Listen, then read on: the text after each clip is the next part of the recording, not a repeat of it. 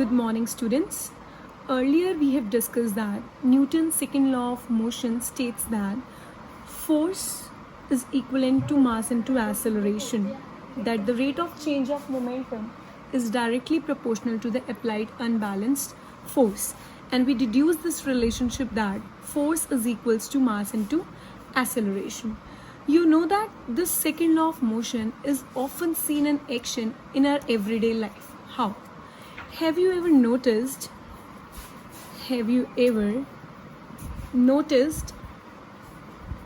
that while catching a fast moving cricket ball, a fielder gradually pulls his hands backward with the moving ball?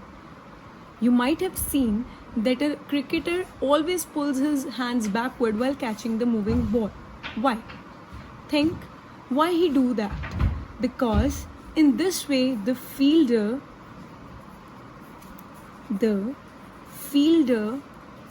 increases the time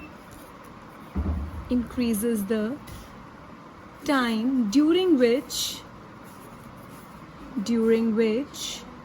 the high velocity of ball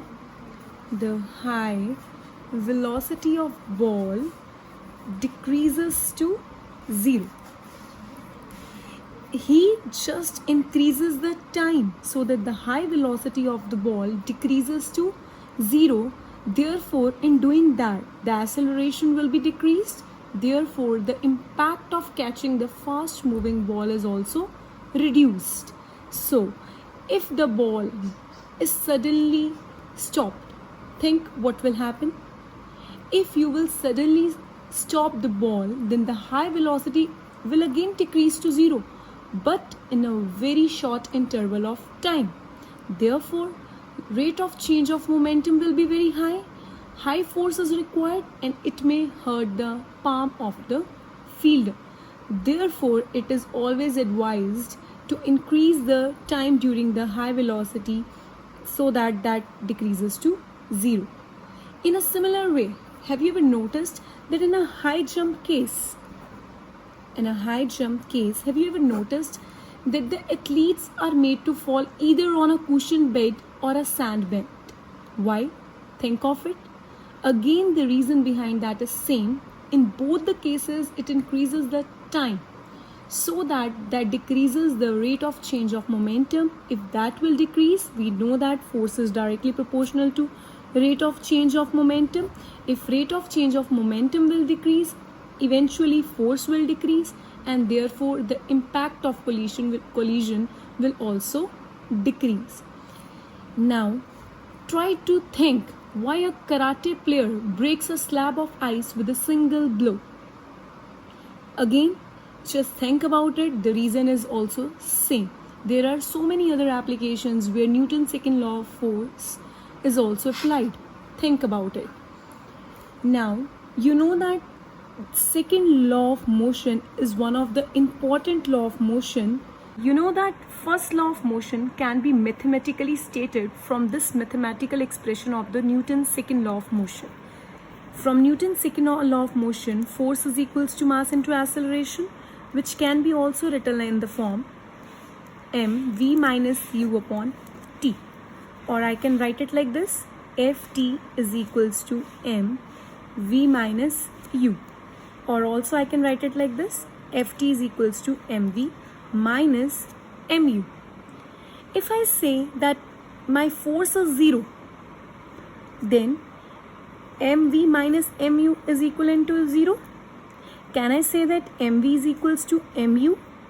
Cancelling m on the both sides, v will come out to be equivalent to u. So, if force is zero, v is equals to u for whatever time t. This means that the object will continue moving with the uniform velocity u throughout the time t. If u is zero, v will be zero. That is, the object will remain at rest. So, Newton's second law of motion is such a law of motion from where you can derive Newton's first law of motion. Now, let us discuss one numerical, that is example 9.1 of your book. The numerical is a constant force acts on an object of mass 5 kg. It means mass is given to you 5 kg for a duration of 2 seconds. That is, time is equals to 2 seconds. It increases the object velocity from 3 meter per second to 7 meter per second. U is given to you 3 and V is given to you 7. Find the magnitude of force. You have to calculate force. We discussed that what is the formula of force? Mass into acceleration, and acceleration can be written as V minus U upon T. Now, can I substitute all the values in this equation? Mass is equals to 5 kg, V is equals to 7 minus U is equals to 3 and T is equals to 2. So this is 5 multiplied by 7 minus 3 is equivalent to 4 upon 2. 2 2s are 4. It will come out to be 10 Newton. So force is equals to 10 Newton. This is the first part of the question. In second part, they have asked you that what will be the final velocity of the object. Now, if the force is applied for the duration of 5 seconds, now we have to calculate the value of final velocity. Can I write it like this? That V is equals to U plus AT. But I cannot use this equation as I don't have the value of acceleration. Now, I cannot use the another equation.